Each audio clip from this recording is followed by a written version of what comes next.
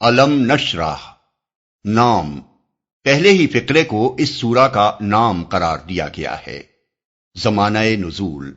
اس کا مضمون سورہ ضحیٰ سے اس قدر ملتا جلتا ہے کہ یہ دونوں سورتیں قریب قریب ایک ہی زمانے اور ایک جیسے حالات میں نازل شدہ معلوم ہوتی ہیں۔ حضرت عبداللہ بن عباس رضی اللہ عنہ فرماتے ہیں کہ یہ مکہ معظمہ میں والضحیٰ کے بعد نازل ہوئی ہے۔ موضوع اور مضمون، اس کا مقصد و مدعا بھی رسول اللہ صلی اللہ علیہ وسلم کو تسلی دینا ہے۔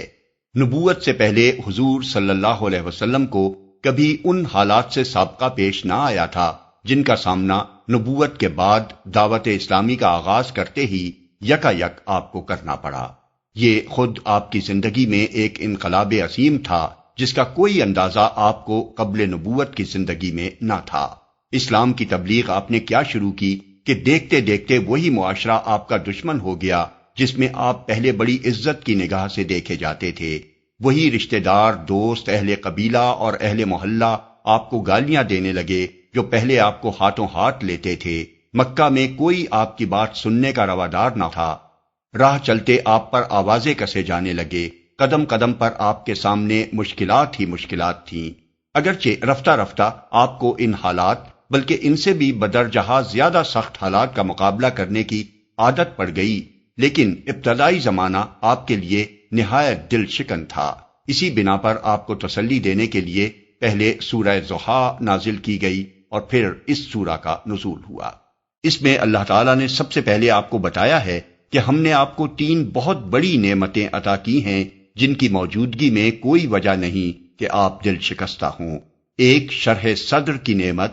دوسری یہ نعمت کہ آپ کے اوپر سے ہم نے وہ بھاری بوجھ اتار دیا جو نبوت سے پہلے آپ کی کمر توڑے ڈال رہا تھا،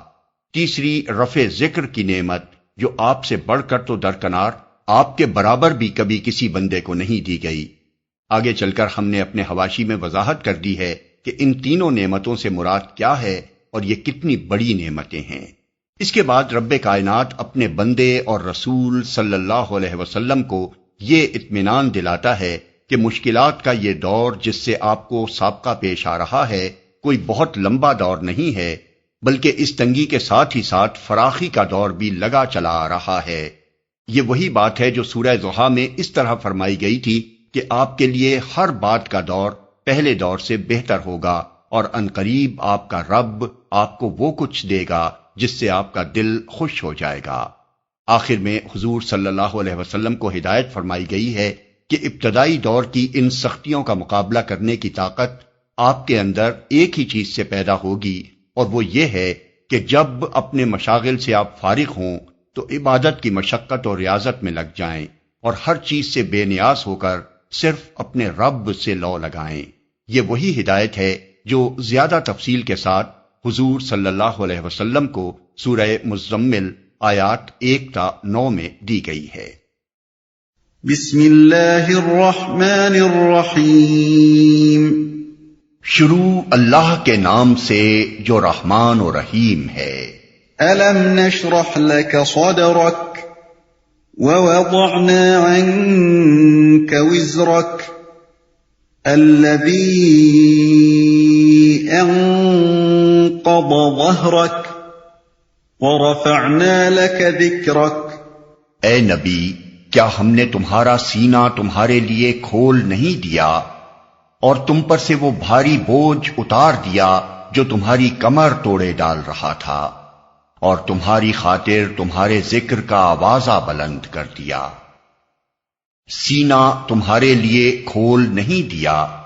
اس سوال سے کلام کا آغاز اور پھر بات کا مضمون یہ ظاہر کرتا ہے کہ رسول اللہ صلی اللہ علیہ وسلم اس زمانے میں ان شدید مشکلات پر سخت پریشان تھے جو دعوت اسلامی کا کام شروع کرنے کے بعد ابتدائی دور میں آپ کو پیش آ رہی تھیں۔ ان حالات میں اللہ تعالیٰ نے آپ کو مخاطب کر کے تسلی دیتے ہوئے فرمایا کہ اے نبی، کیا ہم نے یہ اور یہ عنایات تم پر نہیں کی ہیں؟ پھر ان ابتدائی مشکلات پر تم پریشان کیوں ہوتے ہو؟ سینہ کھولنے کا لفظ قرآن مجید میں جن مواقع پر آیا ہے ان پر نگاہ ڈالنے سے معلوم ہوتا ہے کہ اس کے 2 معنی ہیں۔ نمبر 1، سورہ انعام آیت 125 میں فرمایا فَمَن يُرِدِ اللَّهُ أَن يَهْدِيَهُ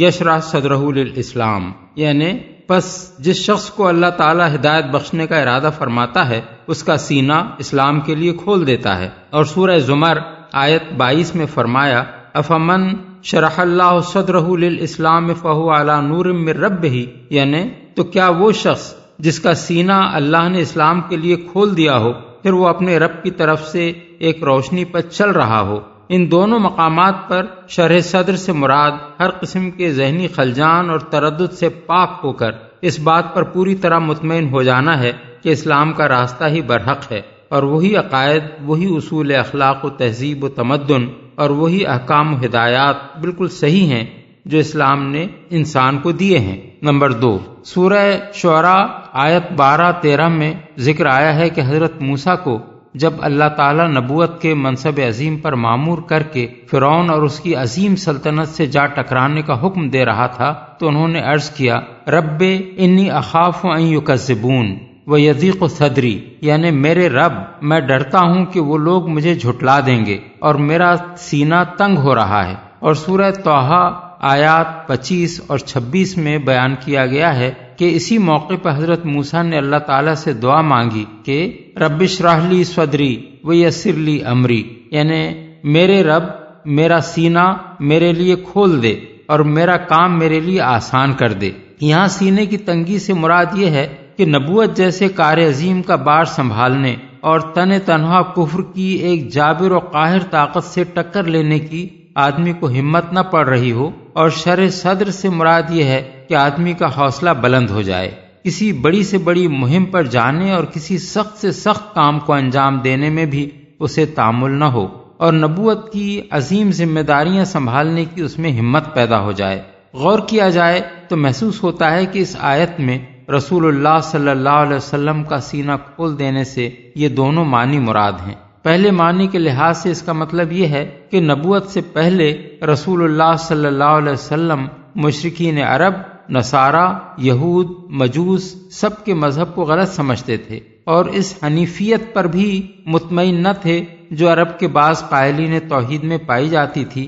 کیونکہ یہ ایک مبہم عقیدہ تھا جس میں راہ راست کی کوئی تفصیل نہ ملتی تھی۔ لیکن آپ کو چونکہ خود یہ معلوم نہ تھا کہ راہ راست کیا ہے، اس لیے آپ سخت ذہنی خلجان میں مبتلا تھے۔ نبوت عطا کر کے اللہ تعالیٰ نے آپ کے اس خلجان کو دور کر دیا اور وہ راہ راست کھول کر آپ کے سامنے رکھ دی، جس سے آپ کو کامل اطمینان قلب حاصل ہو گیا۔ دوسرے معنی کے لحاظ سے اس کا مطلب یہ ہے کہ نبوت عطا کرنے کے ساتھ اللہ تعالیٰ نے آپ کو وہ حوصلہ، وہ ہمت، وہ اولو العزمی اور وہ وسعت قلب عطا فرما دی جو اس منصب عظیم کی ذمہ داریاں سنبھالنے کے لیے درکار تھی۔ آپ اس وسیع علم کے حامل ہو گئے جو آپ کے سوا کسی انسان کے ذہن میں سما نہ سکتا تھا۔ آپ کو وہ حکمت نصیب ہو گئی جو بڑے سے بڑے بگاڑ کو دور کرنے اور سنوار دینے کی اہلیت رکھتی تھی۔ آپ اس قابل ہو گئے کہ جاہلیت میں مستغرق اور جہالت کے اعتبار سے انتہائی اکھڑ معاشرے میں کسی سر و سامان اور ظاہراً کسی پشت پناہ طاقت کی مدد کے بغیر اسلام کے علمبردار بن کر کھڑے ہو جائیں، مخالفت اور دشمنی کے کسی بڑے سے بڑے طوفان کا مقابلہ کرنے سے نہ ہچکچائیں، اس راہ میں جو تکلیفیں اور مصیبتیں بھی پیش آئیں ان کو صبر کے ساتھ برداشت کر لیں اور کوئی طاقت آپ کو اپنے موقف سے نہ ہٹا سکے۔ یہ شرح صدر کی بیش بہا دولت جب اللہ نے آپ کو عطا کر دی ہے تو آپ ان مشکلات پر دل گرفتہ کیوں ہوتے ہیں جو آغاز کار کے اس مرحلے میں پیش آ رہی ہیں؟ بعض مفسرین نے شرح صدر کو شق صدر کے معنی میں لیا ہے اور اس آیت کو اس معجزہ شق صدر کا ثبوت قرار دیا ہے جو احادیث کی روایات میں بیان ہوا ہے، لیکن حقیقت یہ ہے کہ اس معجزے کے ثبوت کا مدار احادیث کے روایات ہی پر ہے، قرآن سے اس کو ثابت کرنے کی کوشش صحیح نہیں ہے۔ عربی زبان کے لحاظ سے شرح صدر کو کسی طرح بھی شق صدر کے معنی میں نہیں لیا جا سکتا۔ علامہ آلوسی روح المعانی میں فرماتے ہیں کہ حمل الشرح فی الآیہ علی شق صدر ضعیف عند المحققین، یعنی محققین کے نزدیک اس آیت میں شرح کو شق صدر پر محمول کرنا ایک کمزور بات ہے۔ تمہاری کمر توڑے ڈال رہا تھا۔ مفسرین میں سے بعض نے اس کا مطلب یہ لیا ہے کہ نبوت سے پہلے ایام جاہلیت میں نبی صلی اللہ علیہ وسلم سے کچھ قصور ایسے ہو گئے تھے جن کی فکر آپ کو سخت گراں گزر رہی تھی، اور یہ آیت نازل کر کے اللہ تعالیٰ نے آپ کو مطمئن کر دیا کہ آپ کے وہ قصور ہم نے معاف کر دیے۔ لیکن ہمارے نزدیک یہ معنی لینا سخت غلطی ہے۔ اول تو لفظ وزر کے معنی لازماً گناہ ہی کے نہیں ہیں، بلکہ یہ لفظ بھاری بوجھ کے لیے بھی بولا جاتا ہے، اس لیے کوئی وجہ نہیں کہ اس کو خامخواہ برے معنی میں لیا جائے۔ دوسرے، حضور کی نبوت سے پہلے کی زندگی بھی اس قدر پاکیزہ تھی کہ قرآن میں مخالفین کے سامنے اس کو ایک چیلنج کے طور پر پیش کیا گیا تھا۔ چنانچہ نبی صلی اللہ علیہ وسلم سے کفار کو مخاطب کر کے یہ کہوایا گیا کہ فقد لبثت فیکم عمرا من قبلہ، یعنی میں اس قرآن کو پیش کرنے سے پہلے تمہارے درمیان ایک عمر گزار چکا ہوں۔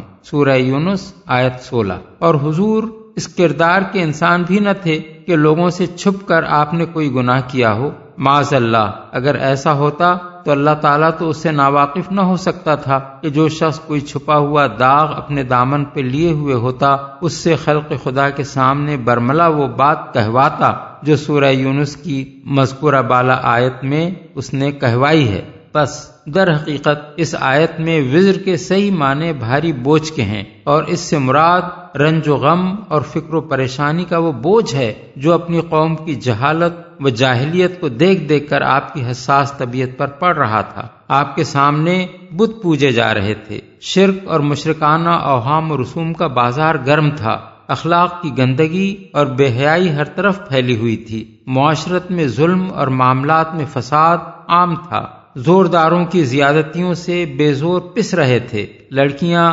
زندہ دفن کی جا رہی تھیں، قبیلوں پر قبیلے چھاپے مار رہے تھے، اور بعض اوقات 100 برس تک انتقامی لڑائیوں کا سلسلہ چلتا رہتا تھا۔ کسی کی جان، مال اور آبرو محفوظ نہ تھی جب تک کہ اس کی پشت پر کوئی مضبوط جتھا نہ ہو۔ یہ حالت دیکھ کر آپ اڑتے تھے، مگر اس بگاڑ کو دور کرنے کی کوئی صورت آپ کو نظر نہ آتی تھی۔ یہی فکر آپ کی کمر توڑے ڈال رہی تھی، جس کا بار گراں اللہ تعالیٰ نے ہدایت کا راستہ دکھا کر آپ کے اوپر سے اتار دیا، اور نبوت کے منصب پر سرفراز ہوتے ہی آپ کو معلوم ہو گیا کہ توحید اور آخرت اور رسالت پر ایمان ہی وہ شاہ کلید ہے جس سے انسانی زندگی کے ہر بگاڑ کا قفل کھولا جا سکتا ہے، اور زندگی کے ہر پہلو میں اصلاح کا راستہ صاف کیا جا سکتا ہے۔ اللہ تعالیٰ کی اس رہنمائی نے آپ کے ذہن کا سارا بوجھ ہلکا کر دیا، اور آپ پوری طرح مطمئن ہو گئے کہ اس ذریعے سے آپ نہ صرف عرب بلکہ پورے نوع انسانی کو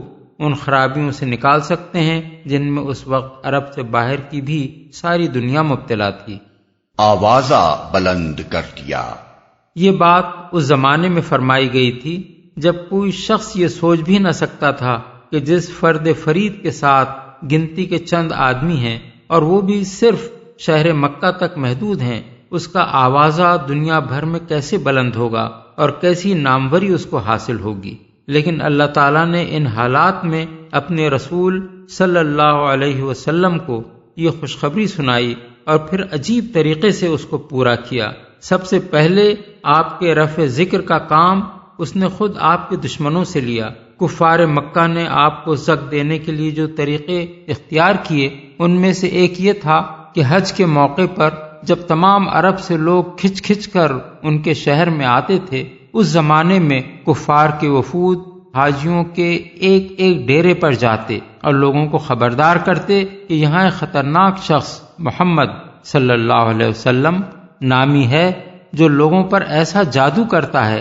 کہ باپ بیٹے، بھائی بھائی اور شوہر اور بیوی میں جدائی پڑ جاتی ہے، اس لیے ذرا اس سے بچ کر رہنا۔ یہی باتیں وہ ان سب لوگوں سے بھی کہتے تھے جو حج کے سوا دوسرے دنوں میں زیارت یا کسی کاروبار کے سلسلے میں مکہ آتے تھے۔ اس طرح اگرچہ وہ حضور کو بدنام کر رہے تھے، لیکن اس کا نتیجہ یہ ہوا کہ عرب کے گوشے گوشے میں آپ کا نام پہنچ گیا، اور مکے کے گوشے گمنامی سے نکال کر خود دشمنوں نے آپ کو تمام ملک کے قبائل سے متعارف کرا دیا۔ اس کے بعد یہ بالکل فطری امر تھا کہ لوگ یہ معلوم کریں کہ وہ شخص ہے کون، کیا کہتا ہے، کیسا آدمی ہے، اس کے جادو سے متاثر ہونے والے کون لوگ ہیں، اور ان پر اس کے جادو کا آخر کیا اثر پڑا ہے۔ کفار مکہ کا پروپیگنڈا جتنا جتنا بڑھتا چلا گیا لوگوں میں یہ جستجو بھی بڑھتی چلی گئی، اور پھر جب اس جستجو کے نتیجے میں لوگوں کو آپ کے اخلاق اور آپ کی سیرت و کردار کا حال معلوم ہوا، جب لوگوں نے قرآن سنا اور انہیں پتہ چلا کہ وہ تعلیمات کیا ہیں جو آپ پیش فرما رہے ہیں، اور جب دیکھنے والوں نے یہ دیکھا کہ جس چیز کو جادو کہا جا رہا ہے اس سے متاثر ہونے والوں کی زندگیاں عرب کے عام لوگوں کی زندگیوں سے کس قدر مختلف ہو گئی ہیں، تو وہی بدنامی نیک نامی سے بدلنی شروع ہو گئی، حتیٰ کہ ہجرت کا زمانہ آنے تک نوبت یہ پہنچ گئی کہ دور و نزدیک کے عرب قبائل میں شاید ہی کوئی قبیلہ ایسا رہ گیا ہو جس میں کسی نہ کسی شخص یا کنبے نے اسلام قبول نہ کر لیا ہو، اور جس میں کچھ نہ کچھ لوگ رسول اللہ صلی اللہ علیہ وسلم سے اور آپ کی دعوت سے ہمدردی و دلچسپی رکھنے والے پیدا نہ ہو گئے ہوں۔ یہ حضور کے رفع ذکر کا پہلا مرحلہ تھا۔ اس کے بعد ہجرت سے دوسرے مرحلے کا آغاز ہوا، جس میں ایک طرف منافقین، یہود اور تمام عرب کے اکابر مشرکین رسول اللہ صلی اللہ علیہ وسلم کو بدنام کرنے میں سرگرم تھے، اور دوسری طرف مدینہ طیبہ کی اسلامی ریاست خدا پرستی و خدا ترسی، زہد و تقوی، طہارت اخلاق، حسن معاشرت، عدل و انصاف، انسانی مساوات، مالداروں کی فیاضی، غریبوں کی خبرگیری، عہد و پیمان کی پاسداری اور معاملات میں راست بازی کا وہ عملی ثبوت، وہ عملی نمونہ پیش کر رہی تھی جو لوگوں کے دلوں کو مسخر کرتا چلا جا رہا تھا۔ دشمنوں نے جنگ کے ذریعے سے حضور کے اس بڑھتے ہوئے اثر کو مٹانے کی کوشش کی، مگر آپ کی قیادت میں اہل ایمان کی جو جماعت تیار ہوئی تھی اس نے اپنے نظم و ضبط، اپنی شجاعت، اپنی موت سے بے خوفی اور حالت جنگ تک میں اخلاقی حدود کی پابندی سے اپنی برتری اس طرح ثابت کر دی کہ سارے عرب نے ان کا لوہا مان لیا۔ 10 سال کے اندر حضور کا رفع ذکر اس طرح ہوا کہ وہی ملک جس میں آپ کو بدنام کرنے کے لیے مخالفین نے اپنا سارا زور لگا دیا تھا، اس کا گوشہ گوشہ اشہد ان محمد رسول اللہ کی صدا سے گونج اٹھا۔ پھر تیسرے مرحلے کا افتتاح خلافت راشدہ کے دور سے ہوا، جب آپ کا نام مبارک تمام روئے زمین میں بلند ہونا شروع ہو گیا۔ یہ سلسلہ آج تک بڑھتا ہی جا رہا ہے اور انشاءاللہ قیامت تک بڑھتا چلا جائے گا۔ دنیا میں کوئی جگہ ایسی نہیں ہے جہاں مسلمانوں کی کوئی بستی موجود ہو اور دن میں 5 مرتبہ اذان میں بآواز بلند محمد صلی اللہ علیہ وسلم کی رسالت کا اعلان نہ ہو رہا ہو، نمازوں میں حضور پر درود نہ بھیجا جا رہا ہو، جمعے کے خطبوں میں آپ کا ذکر خیر نہ کیا جا رہا ہو، اور سال کے 12 مہینوں میں سے کوئی دن اور دن کے 24 گھنٹوں میں سے کوئی وقت ایسا نہیں ہے جب روئے زمین میں کسی نہ کسی جگہ حضور کا ذکر مبارک نہ ہو رہا ہو۔ یہ قرآن کی صداقت کا ایک کھلا ہوا ثبوت ہے کہ جس وقت نبوت کے ابتدائی دور میں اللہ تعالیٰ نے فرمایا کہ وَرَفَعْنَا لَكَ ذِكْرَكَ، اس وقت کوئی شخص بھی یہ اندازہ نہ کر سکتا تھا کہ یہ رفع ذکر اس شان سے اور اتنے بڑے پیمانے پر ہوگا۔ حدیث میں حضرت ابو سعید خدری کی روایت ہے کہ رسول اللہ صلی اللہ علیہ وسلم نے فرمایا، جبریل میرے پاس آئے اور مجھ سے کہا، میرا رب اور آپ کا رب پوچھتا ہے کہ میں نے کس طرح تمہارا رفع ذکر کیا؟ میں نے عرض کیا، اللہ ہی بہتر جانتا ہے۔ انہوں نے کہا، اللہ تعالیٰ کا ارشاد ہے کہ جب میرا ذکر کیا جائے گا تو میرے ساتھ تمہارا بھی ذکر کیا جائے گا۔ بروایت ابن جریر، ابن ابی حاتم، مسند ابو یعلا، ابن المنذر، ابن حبان، ابن مردویہ، ابو نعیم۔ بات کی پوری تاریخ شہادت دے رہی ہے کہ یہ بات حرف بحرف پوری ہوئی۔ فَإِنَّ مَعَ الْعُسْرِ يُسْرًا إِنَّ مَعَ الْعُسْرِ يُسْرًا، پس حقیقت یہ ہے کہ تنگی کے ساتھ فراخی بھی ہے، بے شک تنگی کے ساتھ فراخی بھی ہے۔ اس بات کو 2 مرتبہ دہرایا گیا ہے تاکہ حضور کو پوری طرح تسلی دے دی جائے کہ جن سخت حالات سے آپ اس وقت گزر رہے ہیں یہ زیادہ دیر رہنے والے نہیں ہیں، بلکہ ان کے بعد قریب ہی میں اچھے حالات آنے والے ہیں۔ بظاہر یہ بات متناقض معلوم ہوتی ہے کہ تنگی کے ساتھ فراخی ہو، کیونکہ یہ دونوں چیزیں بیک وقت جمع نہیں ہوتی، لیکن تنگی کے بعد فراخی کہنے کے بجائے تنگی کے ساتھ فراخی کے الفاظ اس معنی میں استعمال کیے گئے ہیں کہ فراخی کا دور اس قدر قریب ہے کہ گویا وہ اس کے ساتھ ہی چلا آ رہا ہے۔ فَإِذَا فَرَغْتَ فَانصَبْ وَإِلَى رَبِّكَ فَارْغَب، لہذا جب تم فارغ ہو تو عبادت کی مشقت میں لگ جاؤ اور اپنے رب ہی کی طرف راغب ہو۔ فارغ ہونے سے مراد اپنے مشاغل سے فارغ ہونا ہے، خواہ وہ دعوت و تبلیغ کے مشاغل ہوں یا اسلام قبول کرنے والوں کی تعلیم و تربیت کے مشاغل یا اپنے گھر بار اور دنیاوی کاموں کے مشاغل۔ حکم کا منشا یہ ہے کہ جب کوئی اور مشغولیت نہ رہے تو اپنا فارغ وقت عبادت کی ریاضت و مشقت میں صرف کرو اور ہر طرف سے توجہ ہٹا کر صرف اپنے رب کی طرف متوجہ ہو جاؤ۔ صدق اللہ العظیم۔